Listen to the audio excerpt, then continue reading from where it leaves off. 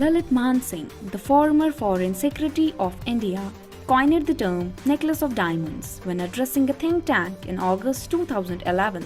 Since China's string of pearls strategy is essentially what India's necklace of diamonds plan is a response to.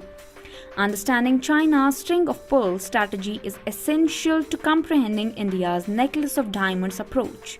Building a network of ports and commercial and military sites across numerous nations is a part of China's string of pearls strategy. Due to the fact that a significant portion of its trade travel across the Indian Ocean and several choke points, including the Strait of Hormuz, the Strait of Malacca, and the Strait of Lombok, China has implemented this policy to safeguard its commercial interests. Impact of string of pearls on India. Number 1. The maritime security of India is endangered with new submarines, destroyers, ships, and other vessels. China is increasing its firepower. They will endanger India's maritime security with their presence. Number 2. Effect on the Indian economy. Indian resources will be redirected towards security and defense. As a result, the economy will underperform, which will slow down economic expansion.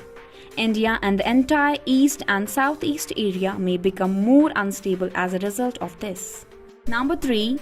India's current strategic clout in the Indian Ocean will be diminished. Since China lacks any oceanic entrances, the strings of pearl will enable it to encircle and eventually conquer India. Countries who view India as a partner today in opposition to China may find themselves in China's crosshairs. Let's now discuss India's responses to China's string of pearls plan, often known as the necklace of diamonds. Strategy by analysts after first comprehending China's strategy and how it affected India. India is combating China's string of pearls strategy with a multi-faceted approach.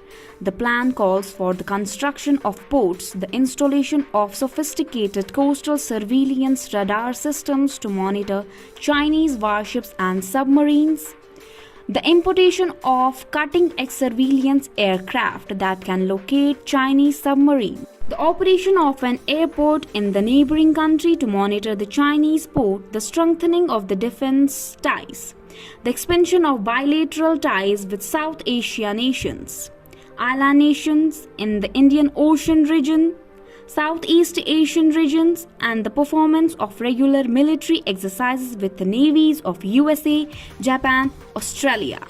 The following is a summary of some of the significant steps India has taken to challenge China's navy and its influence in South Asia and the Indian Ocean region.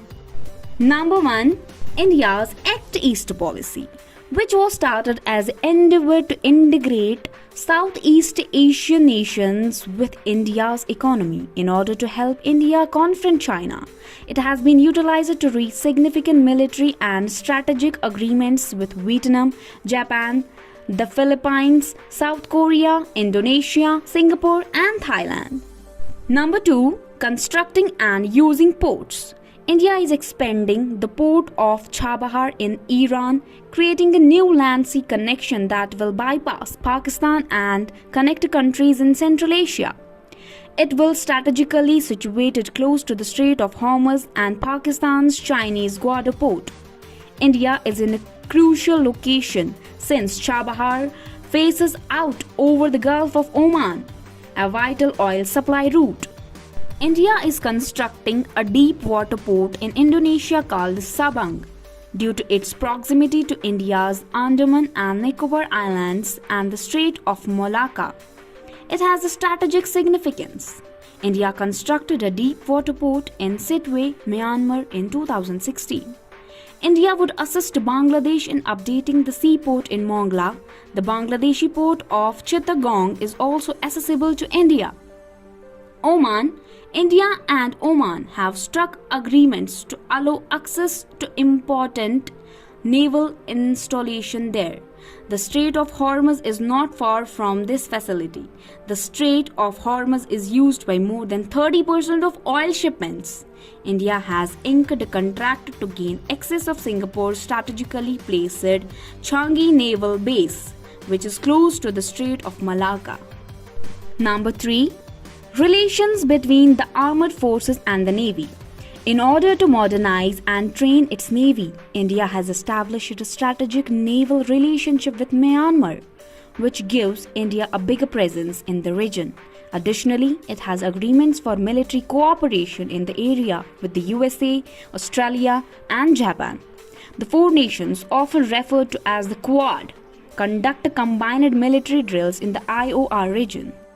Constructions of coastal radar networks. Bangladesh, India and Bangladesh recently inked a contract calling for the installation of 20 coastal surveillance radar systems. India would be able to keep an eye on the Chinese warships that have been frequenting the Bay of Bengal thanks to this.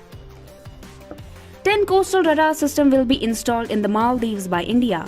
These radar will transmit real-time pictures, videos and location data of ships traveling through the Indian Ocean. Bharat Electronics Limited is the project implementer. As of 2019, 7 have been finished. The project saw a few minor setbacks because of the Maldives government. The project is progressing at full speed now that an India-friendly government is in place. Thailand. In Sri Lanka, 6 coastal surveillance radars have been installed.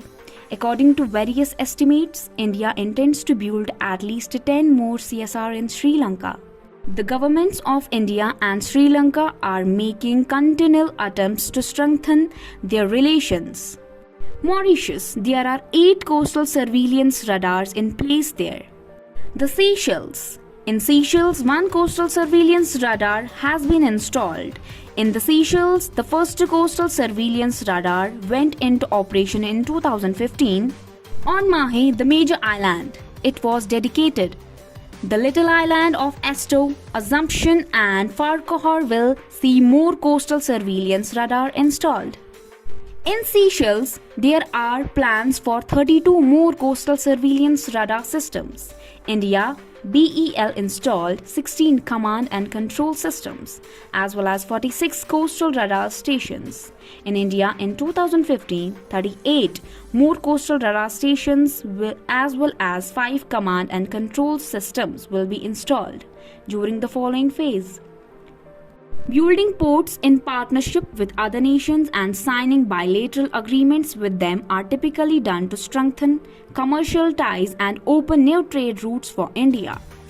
India benefits from its fight against Chinese influence in these nations. Nobody can predict the future, but it already seems to be happening, which is bad for relations between China and India. So guys, this was for today. Give us your thoughts on this in the comment section, and if you appreciate our content, please hit the like button and subscribe to our channel. Share this video with your family and friends. We will meet you soon in a new video. Thank you. Jai Hind.